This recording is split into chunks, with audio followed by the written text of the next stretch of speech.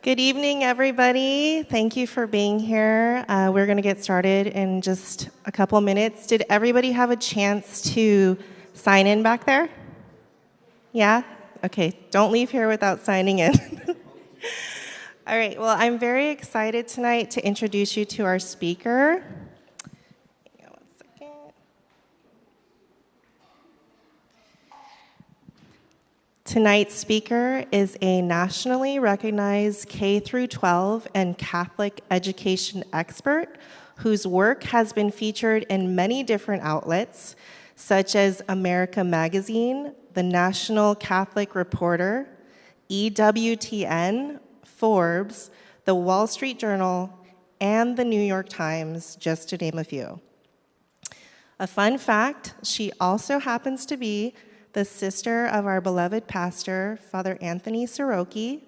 So please join me in giving a very warm welcome to Stephanie Soroki de Garcia.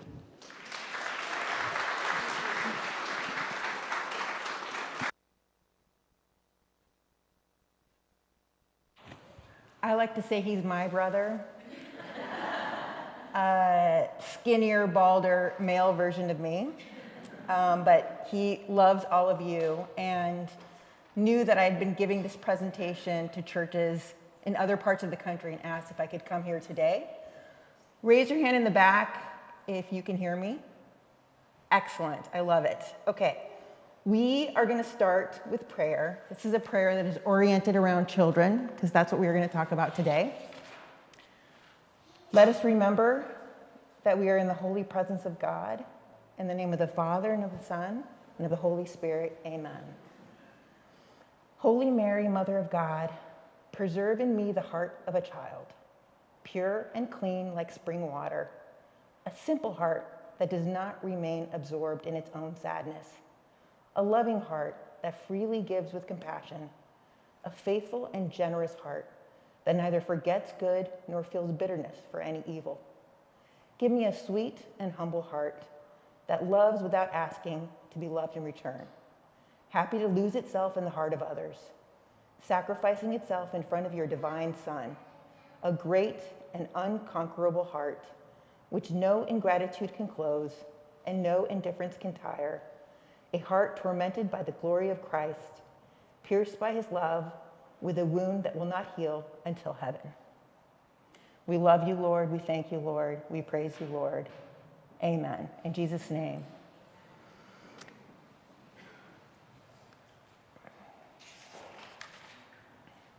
So the title of this talk is Unplugged, Guiding Young Souls in an Age of Smartphones. I'm going to take a quick poll, so raise your hand if you have a child or a grandchild that is under the age of 10. Wow, okay. This is great. Raise your hand if you have a child that is between the ages of 10 and 15.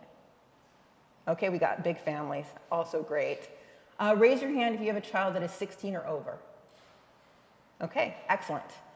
Raise your hand if one or more of your children has a smartphone. Okay, great. Thank you. Okay. This is our agenda for the day.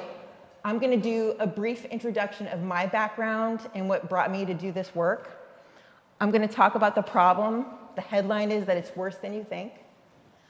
I'm going to talk about protecting our children. The reason I started with that prayer to Mary is because what we have and what we've been given as parents is so precious, and it is our call and our duty to protect it.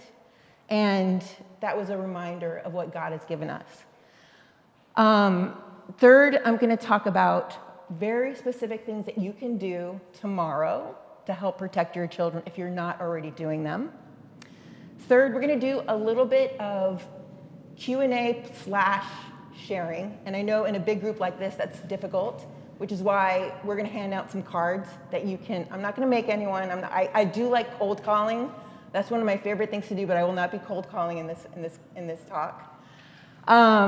And then if we have any time, which we may not, there is a provision that was passed as part of the One Big Beautiful Bill. It's a federal tax credit, education tax credit that almost no one knows about. It starts in January 2027. And it means that you can take $1,700 of your federal tax liability and give it to a school of your choice. And so one of my pet projects that I just care about is telling people about this opportunity. And if we don't get to that, I will find other ways to share this information. Okay, a little bit about me. I'm one of 6 children from a strong Catholic immigrant family. My parents always taught us that we are called on this earth to use our gifts to serve others. I will say that the most important thing that I am, and that's a younger version of me, but I am a wife and I'm a mother to Miriam and Augustine. It goes by Augie. My parents' teaching that we were supposed to use our gifts to serve others is the reason why I joined a program called Teach for America nearly 3 decades ago, and it's what motivates my work today. I went to UC Berkeley. My parents had no idea what they were sending me to. They just did what the counselor said that they should do. They sent 3 of their daughters to Berkeley. Actually, when Father Anthony went to Georgetown, he was the only one who went to a private school. This is a side note, not part of my talk. My mom said to all of us, none of you are going to private school unless you go to Harvard. So we all went to either UC Berkeley or UCLA. And I was a rhetoric major. And my mom would ask me, Stephanie, what is rhetoric? And I would say, don't worry, Mom, I'm going to law school. I did not go to law school. I joined an organization that was recruiting high-achieving college graduates to teach in our most under-resourced schools. And I was placed as a high school English teacher in East Oakland, and I was teaching 10th and 11th graders. This is one of the toughest schools in the country. My parents did not want me to do this. I said, I'm supposed to do this. And so I'm going to tell you one story before we get into the talk, but it motivates what I do. First year teacher, I had a so-called classroom in the back of the school. It was a converted garage. There was no heat. 3 times I blew the fuses because I brought in heat so that my kids could learn without being freezing. In the first month, there was a man with a sawed-off shotgun roaming the halls, and it happened to be near my classroom. And the SWAT team was outside my room. And so one of my 10th graders raises her hand, her name was Tiffany, and she was beautiful, and says, Miss Soroki, can we pray? And I'm teaching in a public school. And all I wanted to do was be able to say yes. And I couldn't say yes.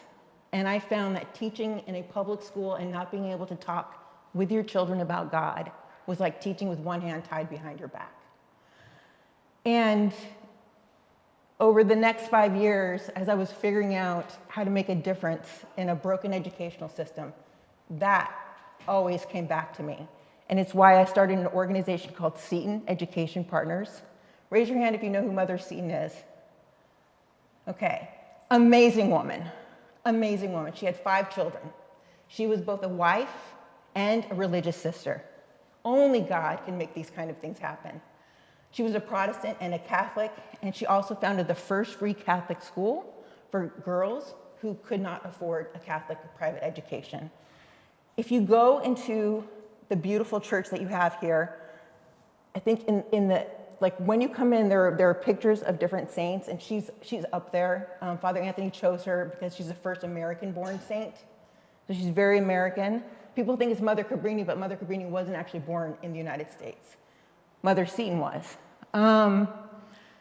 This is our mission statement. Take a minute to read it, because it's different than other mission statements for education organizations.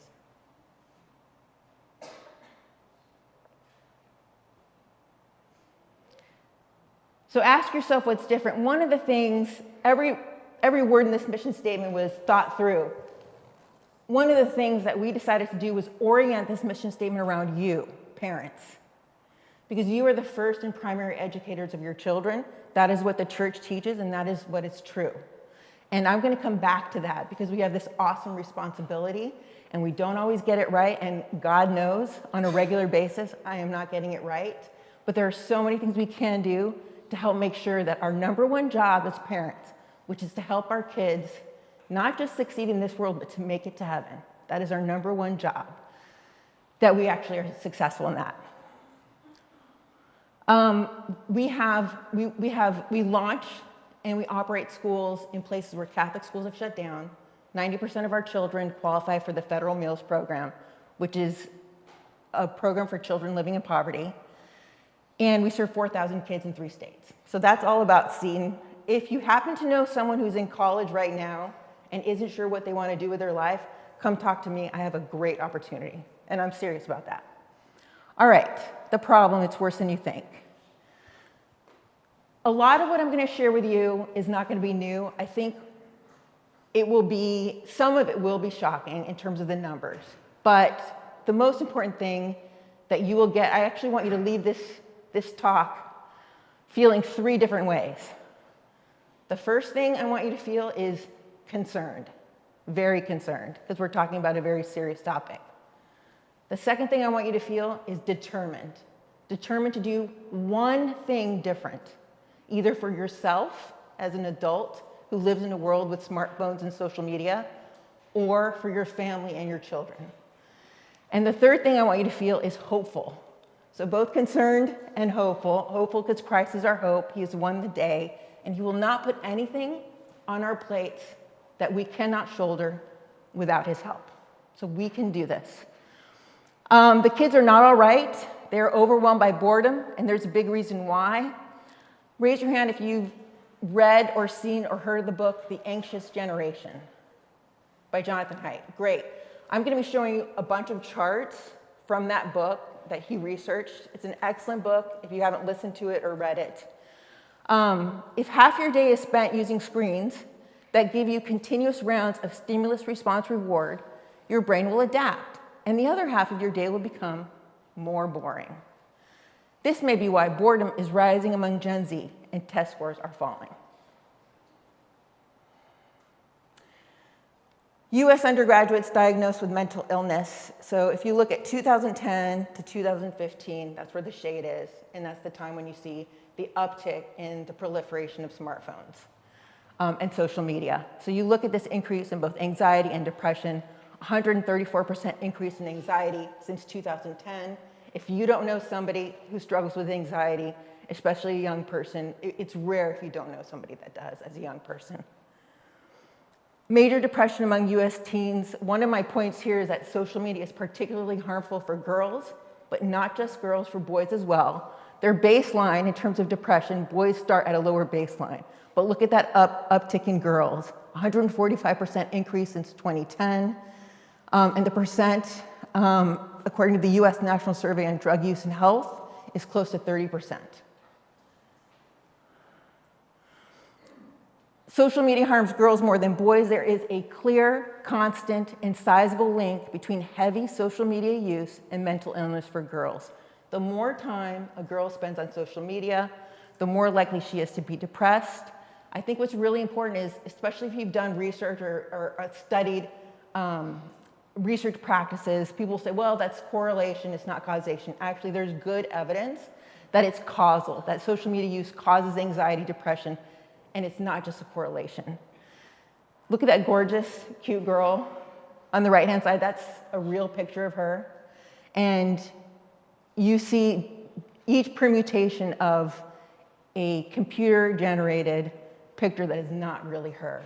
And in each generation, she's got more makeup, she looks older and older. That is the reality that many of our girls, young women, are living in, not reality. I'm not gonna play, are we gonna play this? Yeah, let's do it. Christian is here to help us. I am gonna be 50 this year and am very technologically challenged.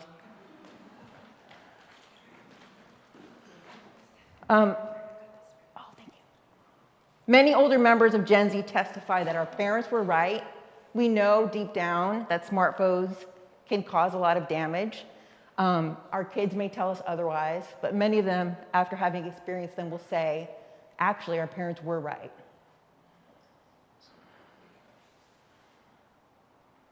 So this is just a clip I think our parents were right. It was the damn phones. We laughed when we were children, hearing it's that Snapgram and Insta-chat and Face Talk. They didn't understand. They couldn't even say it right. We thought we knew better than them. They didn't know what it was like having a world at the tip of our fingertips. We scroll through the trash so much we have headlines tattooed on our skin, wires for veins, AI for a brain, and they may not have understood, but they were right. It is the damn phones. A drug in my pocket, dependent on stimulation, but can we blame us? We were but children when they were given. We didn't know how to stop it. If I added up all the hours I spent on a screen, existential dread and regret would creep in, so I ignored this fact by typing away. And it's not like I can throw away my phone. It's how we communicate, it's how we relate, it's the medicine that is surely making our souls die. I used to say I was born in the wrong generation, but I was mistaken, for do I not do everything I say I hate? When I look in the mirror, I see a ghost staring back. I try not to think too much about who I would be without technology. The character behind my phone screen has become self-aware, almost worse than being naive, for I know it's poison, but I drink anyways. We used to be scared of robots gaining consciousness, a lie by the media companies to distract us, as to not ourselves become conscious of the mess they created. We are the robots, we are the product, so I sit and I scroll and I rot and repeat. Sit and scroll and rot until my own thoughts are what is being fed to me on TV, until my own feelings are wrapped up in celebrities, until my body is a tool of my political identity. And so I sit and I scroll and I rot. And so I post on the internet how the internet has failed us so that I may not fail my internet presence. I think our parents were right. It was the damn phones. It's haunting.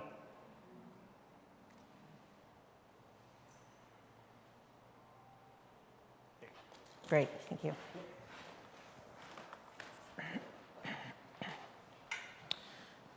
Why is this happening? Why is that research the case? Well, childhood was rewired between 2010 and 2015, and we moved from a play-based childhood to one of a phone-based childhood.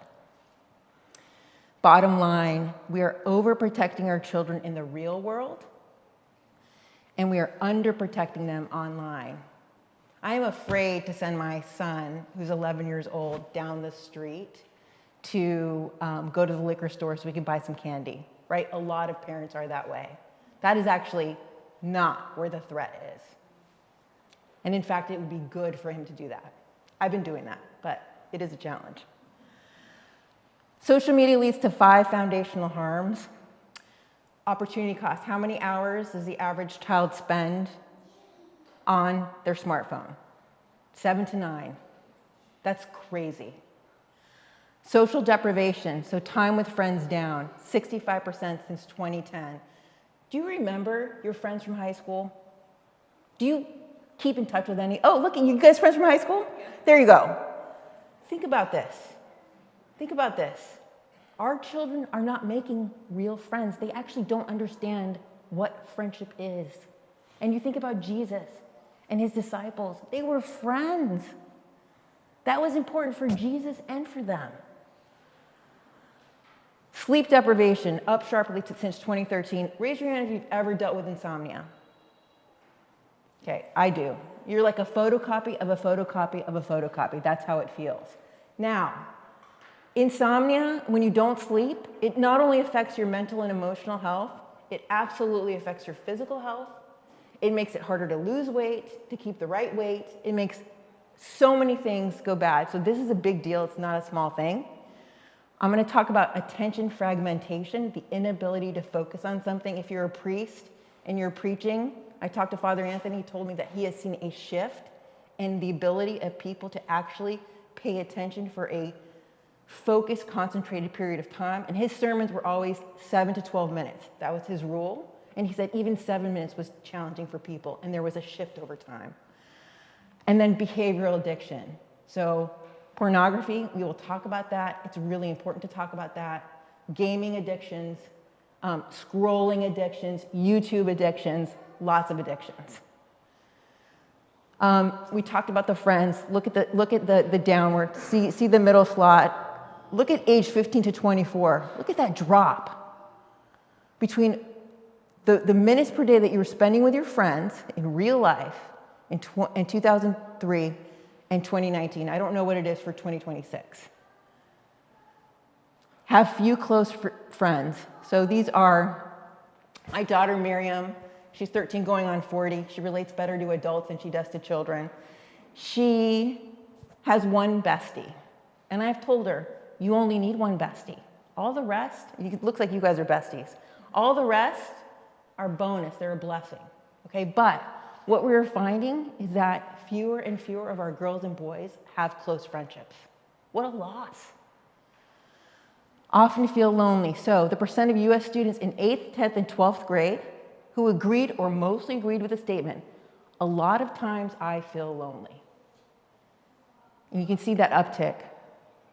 Girls start at a higher baseline, but close to 40%. 8th, 10th, and 12th graders are saying, a lot of times I feel lonely. Some of that is part of growing up, but this increase is not just part of growing up. Life often feels meaningless. Where do we get our meaning from? I mean, in the end of the day, we should get it from Christ, that we are a beloved daughter or son of Christ. But we get it from our family, we get it from our friends. That's where we get our meaning. I get it from being a mother, being a wife, being a friend, being a daughter. It's relational. Percent of US high school seniors who agreed or mostly agreed with the statement, life often feels meaningless. Again, look at that uptick, both boys and girls, basically at the same place, above 20% of seniors. So these are seniors, a chunk of them are gonna go off to college. And that's where they're supposed to be on their own. And they don't have a sense of life being meaningful. Social media leads to sleep deprivation. I talked a little bit about that. They're getting less than 7 hours of sleep most nights. They should be getting more. This one blows me away as an educator. Our children are less cognitively capable than we were at their age. So this doctor was a teacher who turned neuroscientist. And part of why he became a neuroscientist was because what he was seeing in the classroom. Gen Z is the first generation in modern history to underperform us on basically every cognitive measure we have, from basic attention to memory, to literacy, to numeracy, to executive functioning, to even general IQ, even though they go to school more than we did. And that's damnation on the school system. I went to public schools and I had a great experience in much of it. But that's part of it, a broken education system, but it's not just that.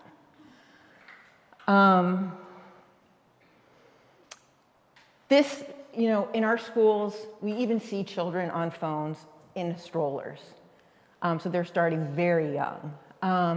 This is an international look. Once countries adopt digital technology widely in schools, performance goes down significantly to the point where kids who use computers about 5 hours per day in school for learning will score over 2/3 of a standard deviation less than kids who rarely or never touch tech at school. And that's across 80 countries. So if you think about international measures, you know that screens are ubiquitous across these 80 countries. And that's one of the common threads. Early tech use harms our brains and worldviews. So we go from discover mode. So discover mode is you look for opportunities. You're like a kid in a candy shop. You are thinking for yourself. You want to just grow. Now, it moves us from discover mode to defense mode. You're looking for danger instead of for opportunities. You think that the world is not a place of opportunity, but is a place of scarcity. You cling to the people around you because you're afraid. You want to just be kept safe. Social media leads to behavioral addiction. Think right now about how old you were when you were first exposed to pornography. I was in the backseat of my uncle's, who will not be named, car, and there was a Playboy in the backseat, and it was the first time my siblings or I were ever exposed. That kind of exposure is not the same as the exposure that our children are getting on their phones. What they're getting on their phones is many degrees more violent than anything that we would see in a Playboy magazine, 40 years ago. What do you think is the average age for a boy to first be exposed to pornography? I'm hearing 12, 11. So it's that 10 to 12 range. is what the research shows. And I have an 11-year-old. He's a very young 11-year-old. That scares the hell out of me. This is the percent of Swedish 12th graders who watch pornography more or less daily. More or less daily. Boys, almost a quarter. More or less daily. So consider, they've done a lot of research on pornography, what it does to rewire your brain. Your brains are not fully developed until you're 25 years old. So what happens with your brain, whether it's smoking pot or becoming addicted to what you see on your smartphone, it actually rewires your brain. And think about what it does to relationships, how you relate to other people, what your experience of marriage is. I don't have a slide on gaming, but gaming is a big issue, and particularly for our boys. And the amount of time that kids are spending gaming. And I'll give you one story about my son. My son has cerebral palsy. He had to have surgery a year ago. He was in casts up to here, and so he was going to be in bed for 6 weeks over the summer. My husband and I never let him game. And we decided, even though I'm an educator, even though I know this research, we're going to let him play Fortnite with his friends because he's in bed. Now, we read to him. We had conversations with him. We were there. We spent the night with him because he needed help. But we let him play Fortnite. You know what? Within 3 weeks, he was completely addicted. So addicted that he would find the iPad. And we only got the iPad because of COVID, so I won't even get started on COVID. He would find the iPad. He would hide it under his pillow. This was after we stopped using it, because we said, you're only going to use it for the time that you're. And he would lie to us. And then after we would put him to bed, he would take it out and he would play with it. And it wasn't his fault. It was my fault, because I let him have access to it. And it's the game's fault because of the way that the games are actually structured to give you immediate reward in your brain. This is the most important part. Social media causes great spiritual harm. It trains people. So Jonathan Haidt is an atheist. He writes this book. Well, one of the points he actually makes is the spiritual deprivation that smartphones and social media cause. It trains us in ways to think that are contrary to the world's wisdom traditions, Christianity, Judaism. Think about yourself first. That's what social media tells you. Be materialistic, judgmental, boastful, and petty. Seek glory as quantified by likes and followers. Just take a look at that. This is not from his book, but I found it. My only disagreement is Yelp. I think gluttony would be Grubhub these days. Otherwise, it's pretty close. You think about the 7 deadly sins and the way that the devil is actually using. These things are not in and of themselves evil, obviously, but we are fallen creatures, and our children in particular are vulnerable. Netflix, I don't have Netflix anymore because it was so addictive for me. We pray less and our prayer is more distracted. Smartphones steal from time we might devote to prayer. You think about how hard it is to spend 15 minutes in mental prayer every day. And if you don't have those conversations with Christ, what are you missing out on what he's trying to tell you? Well, social media, smartphones make that much harder. They are distractions. I almost didn't bring out my phone. Just having your phone on your desk. So when we have meetings on our team, the phone has to be away. You can't even see it, not just turned off. Because just having it there physically, even if it's off the phone, actually causes cognitive impairment. You are distracted by it, even if you're not looking at it, even if it's not on. And it makes it more difficult to set time aside for prayer because you're spending all this time on the screens, and more difficult because you're trained in instant gratification. How does this quiet our minds for the whispers of Christ? And those are the whispers that change our lives. They're the ones that say, yes, have this child, or take this job, or make peace with your spouse. Jonathan Haidt says we have a God-shaped hole filled by TikTok. No matter how much we tell children that they are beloved, that they're made in God's image, that they are infinitely worthy, social media tells them the exact opposite. It trains them to measure their worth by comparing themselves to others, by how many likes and reposts they get. If we don't fill that God-shaped hole in our hearts, all of us have it. If we don't fill it with Christ, and we fill it with YouTube and Instagram and TikTok, what are we doing to our souls? Okay, this is the best part. What can you do? By the way, at the end of this, I'm going to be asking you to do one of three things. I'm going to ask you to take there is homework because I'm a teacher. You are going to take a piece of paper and you're going to write one of three things. So as you're doing this, I want either a question, an idea that you have to help someone else that's worked in your home, or a commitment.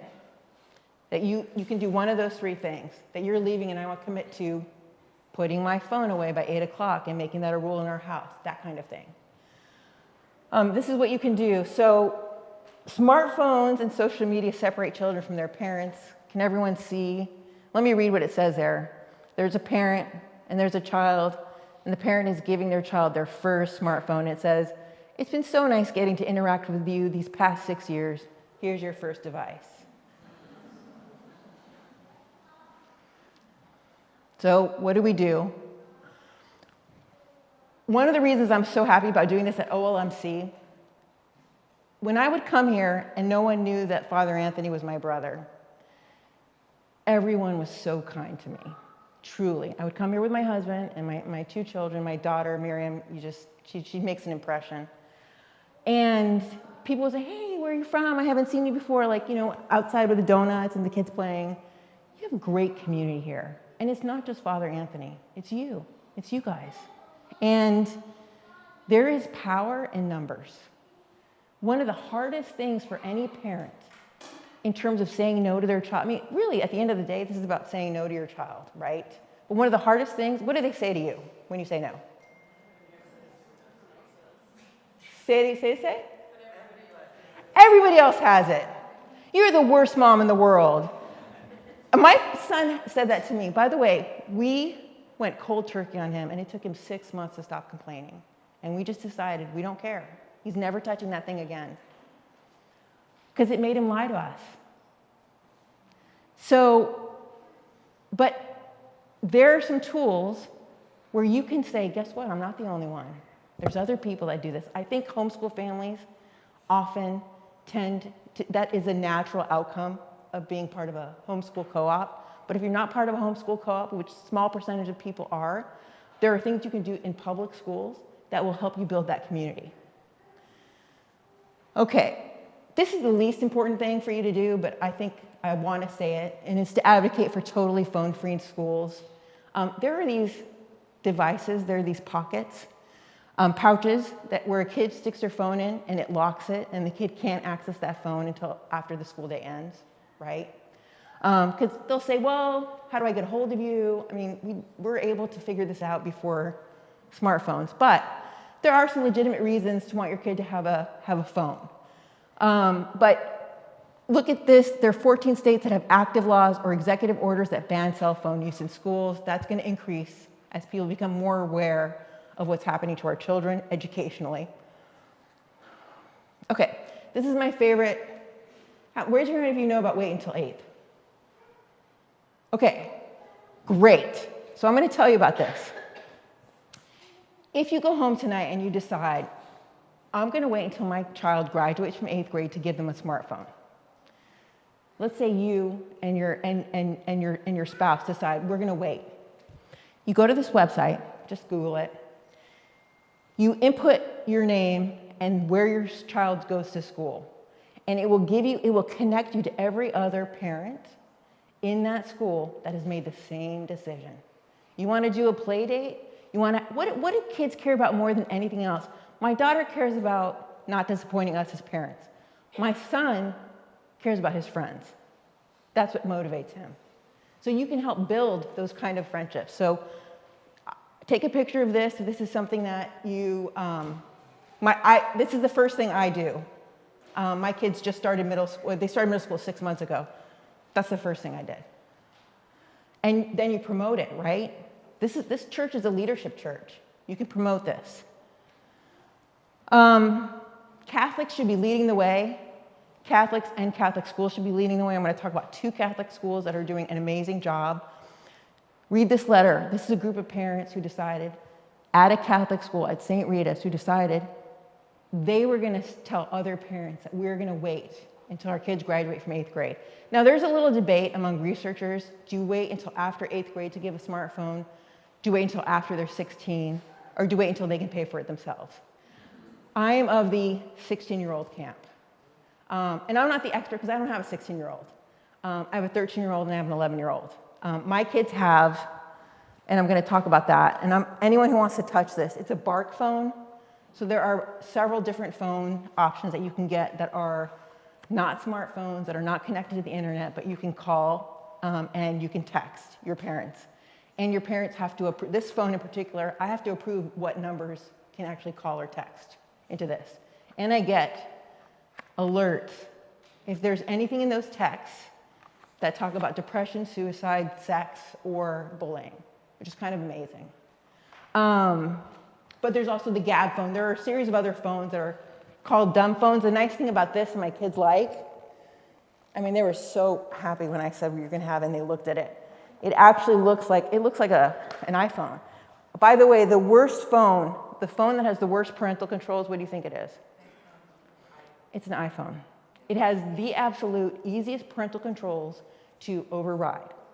So Apple could spend a tiny bit of money to get a programmer to make their phones such that parents can protect the innocence of their children, and they have not done that.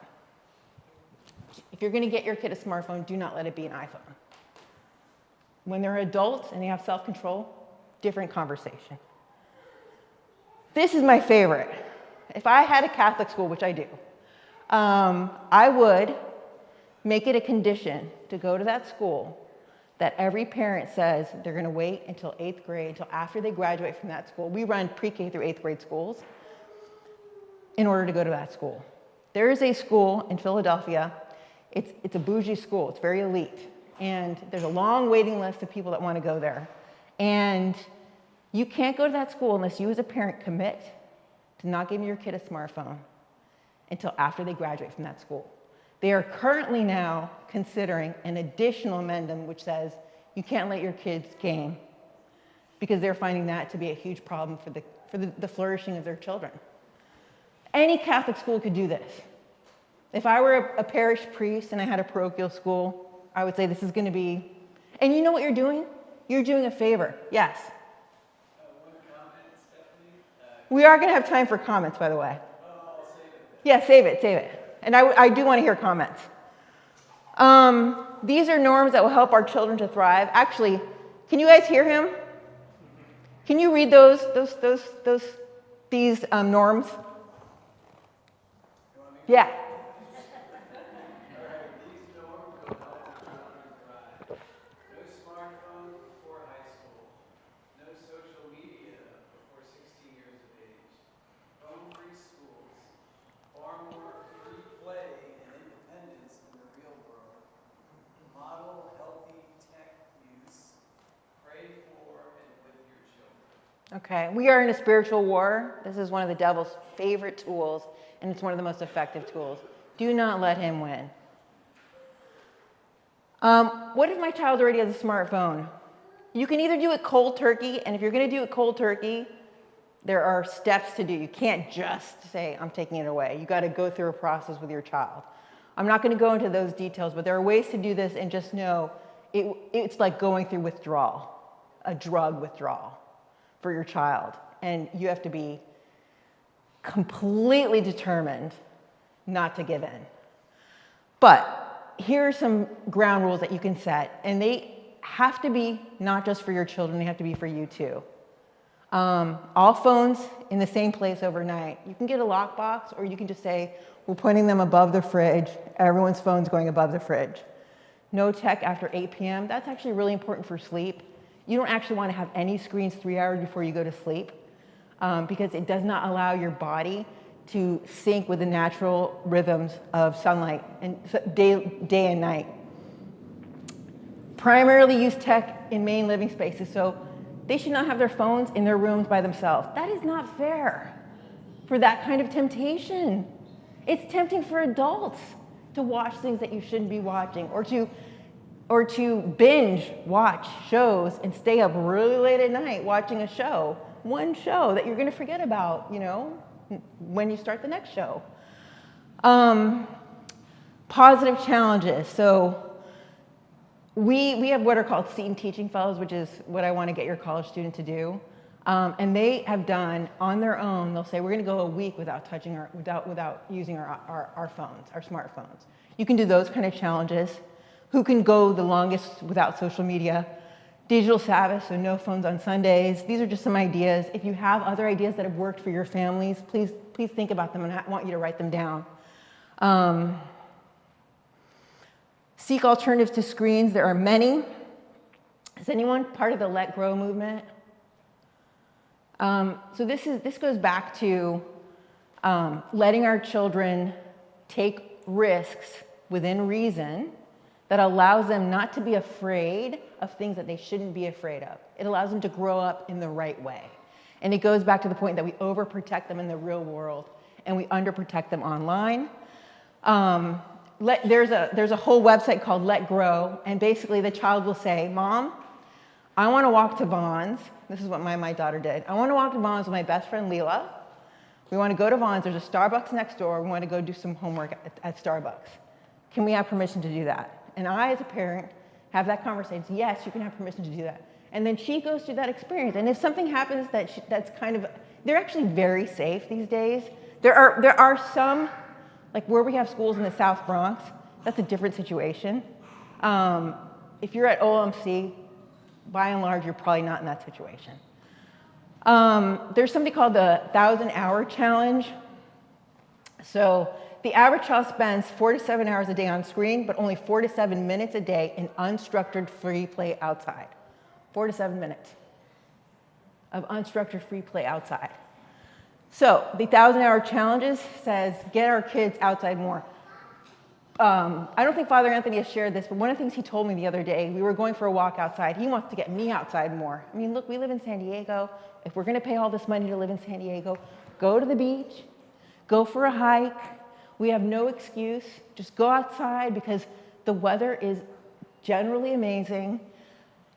And, he said, we are not meant to live in boxes. We're not meant to be inside. And it has an impact on your emotions, has an impact on your mental health, and has an impact on your physical health. So get your kids outside, do them that favor. Rethink our retreats. If you're going to do a retreat whoever's here is organizing retreats, make it fun, make it adventurous, make it outside, do some hikes, get that as part of the retreat experience. Because, and I'll say this about St. Elizabeth Ann Seton, before she became Catholic, her deepest experience of God was in nature. So she had a great devotion to the Eucharist when she became Catholic. But before she became Catholic, it was the beauty of nature that connected her most to God. And that's because God created beauty. He is beauty. I don't think I have to say this, but I will. The biggest challenge here is doing it ourselves. They won't trust our leadership on this if we say one thing about phones and then do the opposite. This guy on the side, he's on his phone. His son is there, and he says, we are playing catch. This one you see a lot in the playground, but I brought you here so I wouldn't have to play with you. You see this. It is sad. I mean, the hardest thing for me, my son went to, I'm just looking at time. My son went to, I'm going to actually wrap this up so that we can have a discussion. My son went to, this Saturday, a birthday party. It was the birthday party of a 2-year-old, but it was the sister of his friend Nathan. He shows up, and he went there because he wanted to hang out with Nathan. He shows up. Nathan and his 2 friends were playing a video game at this birthday party, and they were all on devices, and Augie didn't have a device. And I asked him, I actually hadn't gone, my husband took them. I said, hey, how was the party? He said, Mom, it wasn't good. I was, why not? I said, did you have fun? He said, no, I didn't have fun. Why not? Mom, they were on their games. They didn't play with me. And I was kind of like, why would you do that as a parent? But I think what happened was the parents were thinking, well, Most of this are little kids. What is my son going to do? I want to keep my son occupied, as opposed to challenging their son. I mean, the best games we used to play were the stuff we made up. We would tear the house apart. We would throw the pillows on the floor. We'd play hot lava. Those were the best. Those are my favorite childhood memories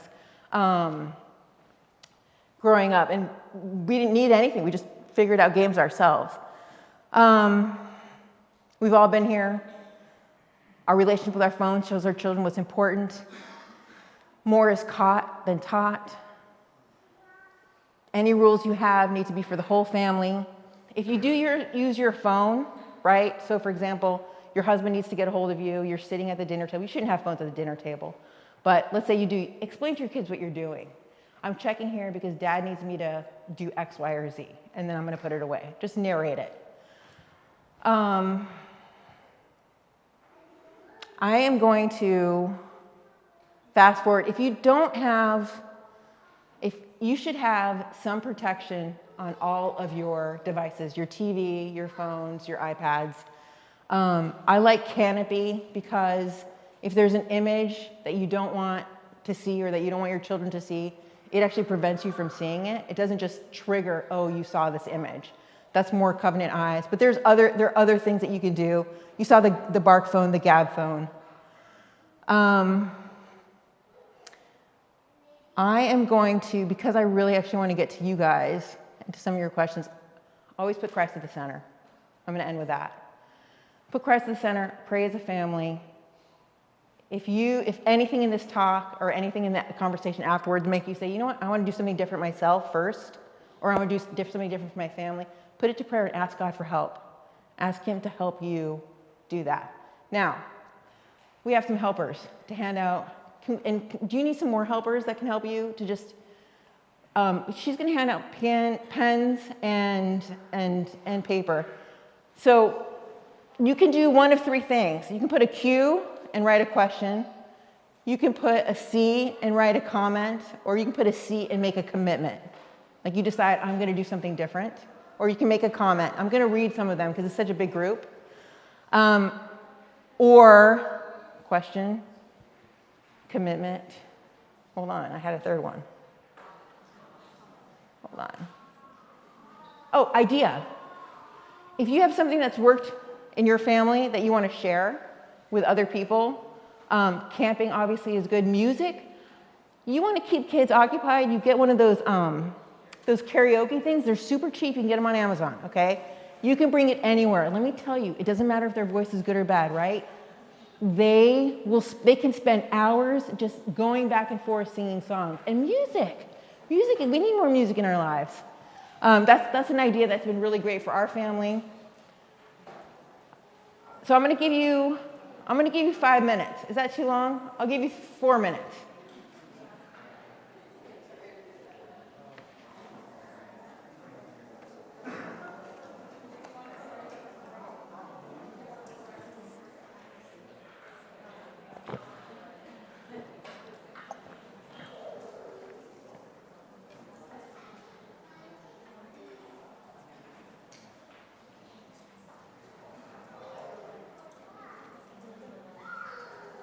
So either an idea, a question, a commitment, or a comment.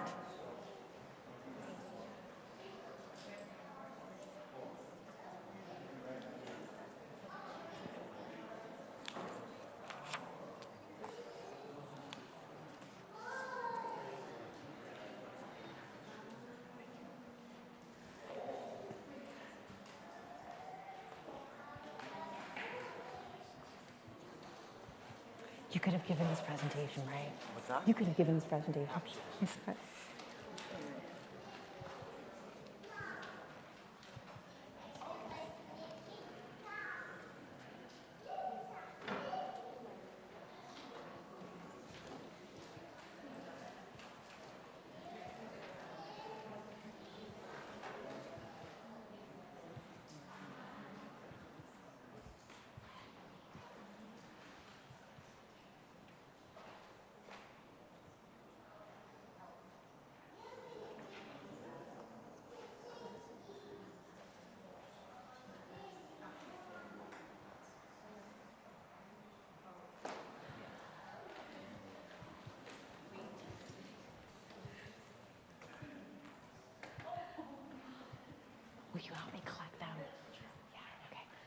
Take one more minute.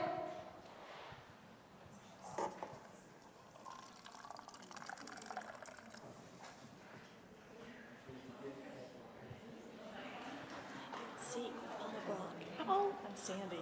That's good. Thank you for this.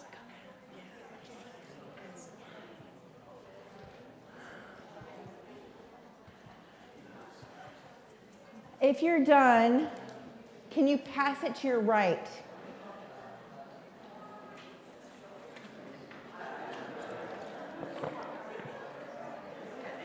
If you're not done, that's okay. But if you are done, pass it to your right, and I'm just going to grab them.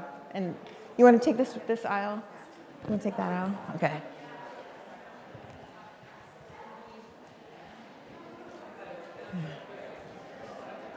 Anyone? Great. Awesome. Okay. Thank you. I appreciate it. Thank you. I appreciate it. Yeah. Great. I'll take it. Thank you. Any others? Great. Thank you.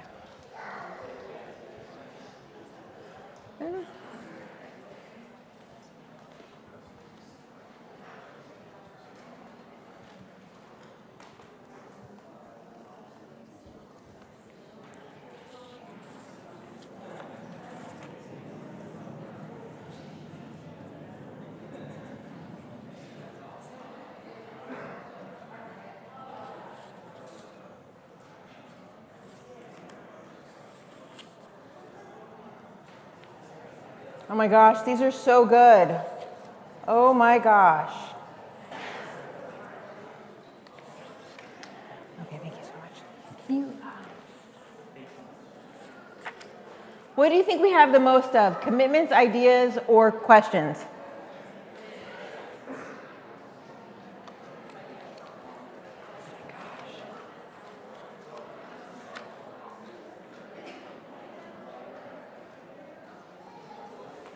Okay. Will you help me just separate commitments from my, just if you see a C, Okay. just yeah, start doing that.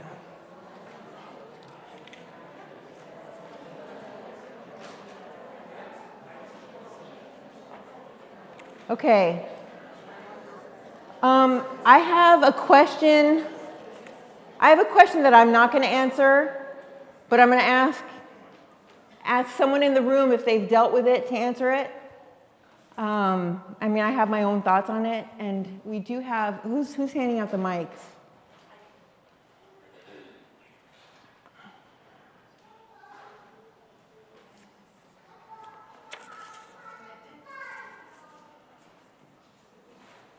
Okay, I'm going to read some of these commitment. Okay. Wow, most of these, oh, here's an idea. Most of these are commitments. I'm going to read some of them. Just so you guys can hear. These are your fellow parishioners, and many of you are friends.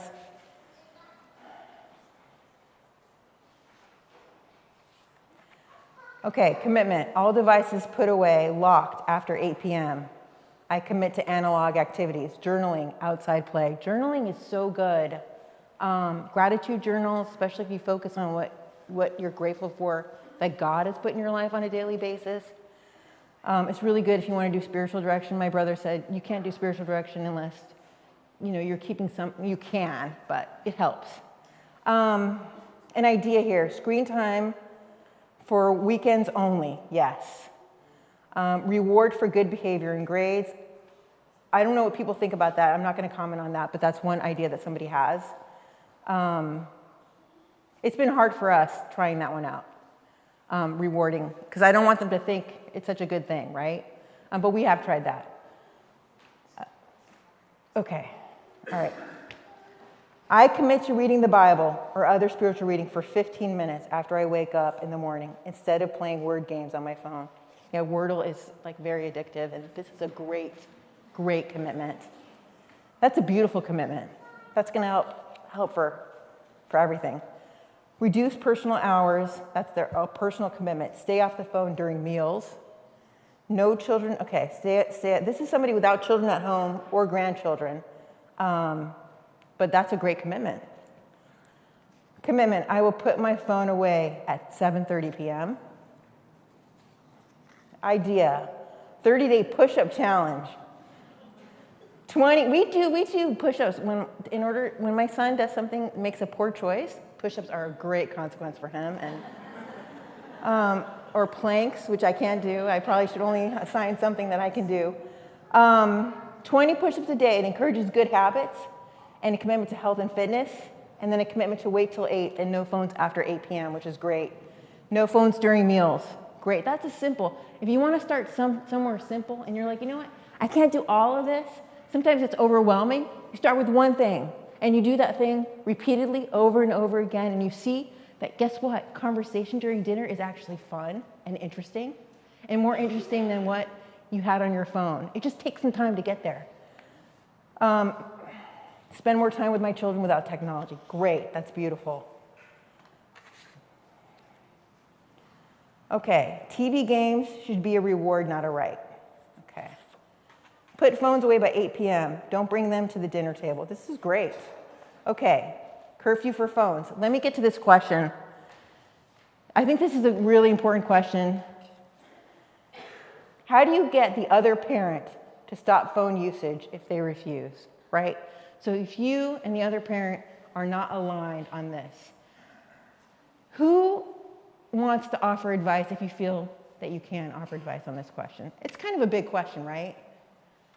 Does anyone want to offer advice? I mean, I think it's, if you're not aligned there, yeah, tell me. Maybe agree on like a time where you both can like not have it in front of them, and they can have it after when the kids don't see. There's got to be some place where you can agree. Yeah. So maybe figure out what that one place is and start there. Yeah.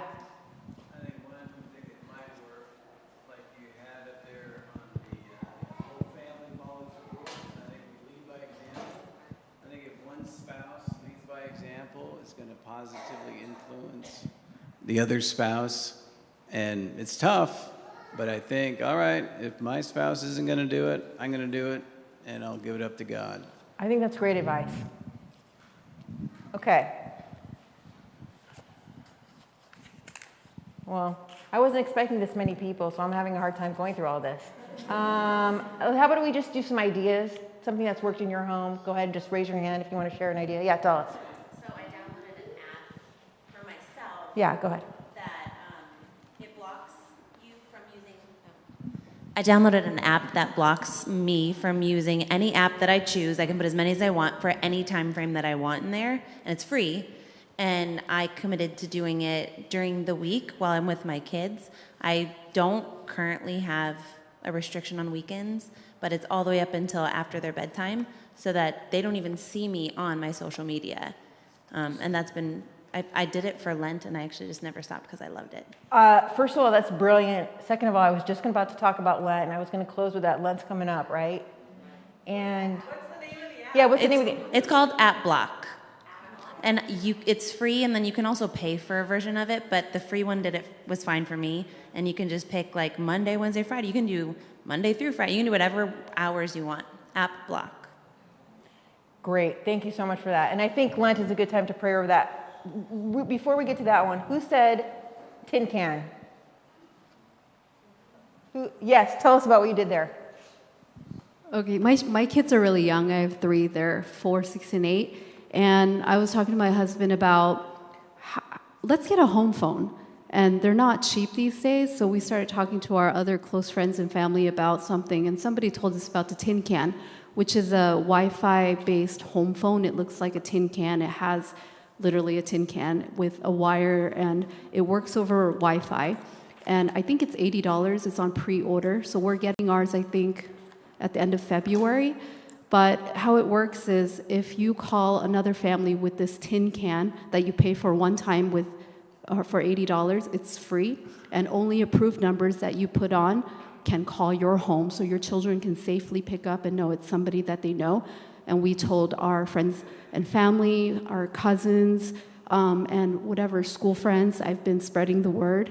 And if you want to have other numbers call, such as grandparents who don't have the tin can, it's $10 a month. Yeah. Okay, that is genius. I've never heard of it. We still have a landline in part because we wanted our kids to be able, and those landlines are not cheap at all. Thank you so much for that. There's somebody over here that wants to share.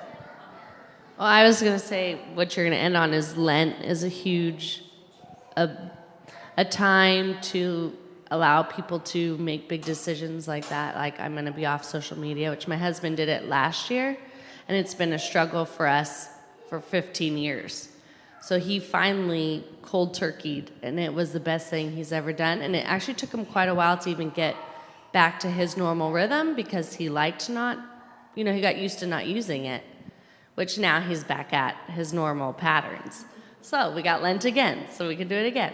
And that's kind of But an yes, answer to the other question we motivator. asked, right? Which is, there may be those moments of opportunity where you can have that conversation with your spouse. Hey, we're Catholic, we're doing this. Maybe we can do this just for this period of time and see how it feels, right? Let's do it for 40 days. Can we do this for 40 days?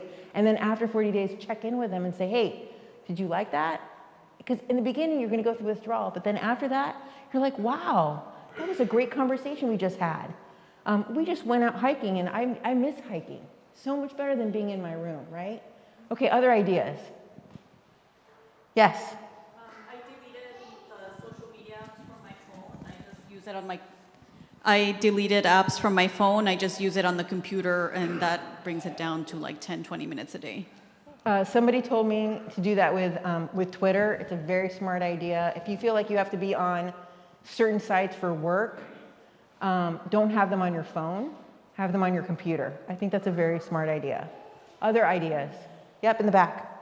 Yes? If we cannot avoid it, have a contract in place with your child, and the contract will state basically, again, rules that both parties, just like cutoff time, that the parents will know all the passwords, yada yada, and all that stuff. But I think that's great. If you don't do family meetings are awesome. And you don't have to do them all the time. There's a podcast of this great Catholic couple called Messy Family Project. Why? Because having a family is messy. And they talk about how to do a family meeting. Family meetings, man, my kids are engaged in it because they're going to hear something from their dad about that's giving them guidance. But then we're also going to talk about the fun things we're going to do, and we're going to talk about the commitments we're going to make.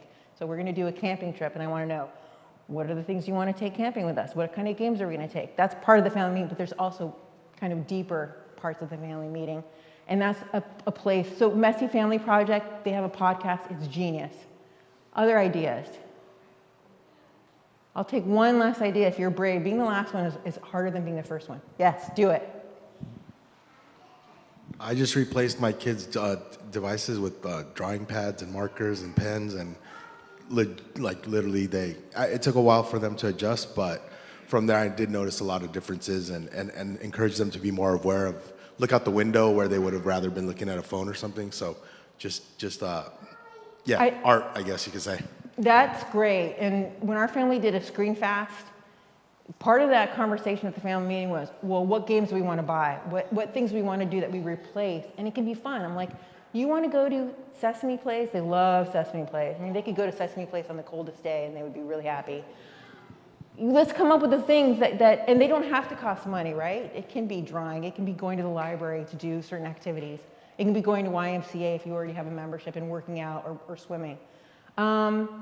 This is great. I think over time. I want to give you one teaser. First of all, thank you. I think that what you shared was better than what I shared, and I would encourage you to continue talking to each other and to being allies and saying, hey, you can do this, and supporting one another. Yeah, I got 1 minute, so this is my teaser. In 2027, so as part of the One Big Beautiful Bill, something that got passed that very few people know about, but the bishops know about it, and the bishops are going to start talking about it. Knights of Columbus knows about it. They may not, at the headquarters they know about it. I don't know that they know about it at the grassroots, but if you have federal tax liability, so if you pay any money to the federal government, how many of you like paying money to the federal government? Okay, I mean, we might need to, but do we enjoy it? Maybe not. So, if you pay money to the federal government, you can take up to $1,700 and donate that money. Instead of giving it to the federal government, you can give it to a qualified scholarship grant-making organization. So the caveat is the governor of your state, for you to send it to your school or your homeschool co-op, the governor of the state has to opt in. In California, if Governor Newsom does not opt in, there's no reason not to opt in because it can go to district schools and it can go to charter schools and it can go to private schools and it can go to homeschools. But if he doesn't opt in, send it to Texas. Or send it to a place that does opt in that will embarrass the governor that our taxpayer dollars are going to another state. That is not what my brother asked me to talk about, but I had to talk about it. Those of you who don't think you can afford Catholic education for your child but would like to afford a Catholic education, or who are trying to make homeschooling work but it has extra expenses, you should look into this tax credit. They're writing the rules now. It was passed into law. It's probably going to produce about $50 billion if people opt in. So just keep your ears out. It doesn't start till 2027, but just keep your ears out about this. God bless you guys.